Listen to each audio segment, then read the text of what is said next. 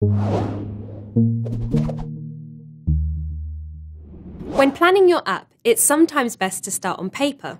Define what actions a user needs to take and separate that from informational cues that the user might need to understand, or for visual feedback that their action is correct. In our project, it's going to be important to guide users to clickable sections, or for sections that require an action of some sort. It's important to distinguish between clickable actions and informational items. Don't make something look like a button that is actually information, and vice versa. Unfortunately, in iOS 7, this is a grey area. Where buttons look even less like buttons, you have to take special precaution to ensure the user knows which is which. Following some iOS 7 conventions will help with this. In the previous operating system, buttons were bezeled and used gradients to obtain high visual contrast within apps. This isn't so much the case anymore. Instead, new single-worded buttons are in favour. These sit in the header bar of the app. It's important that you understand how the new conventions for buttons work. They use text only, are usually different colours to your main body text, and the language used on the buttons themselves is normally a call to action.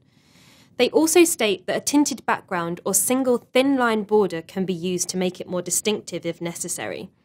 But these are rarely seen amongst the apps Apple put out themselves.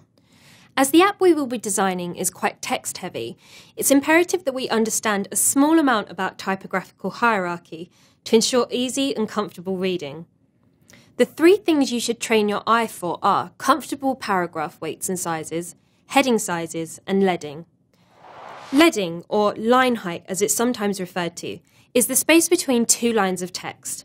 Set it too high and you create an awkward jump for the eyes. Too tight and the eye can't comfortably read from sentence to sentence.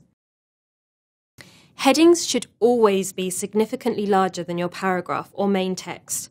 When I say significantly larger, I mean there should be no confusion over what is a heading and what is paragraph text at a glance.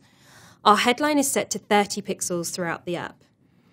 We're using the Apple standard typeface here of Helvetica Neue. However, you're not limited to this within your app. Be aware, though, some typefaces carry a heavy charge for use within an iOS app. Ensure you pick your fonts based on the budget available and not what happens to be your favourite this month. You could get a nasty surprise when it comes to licensing for iOS use.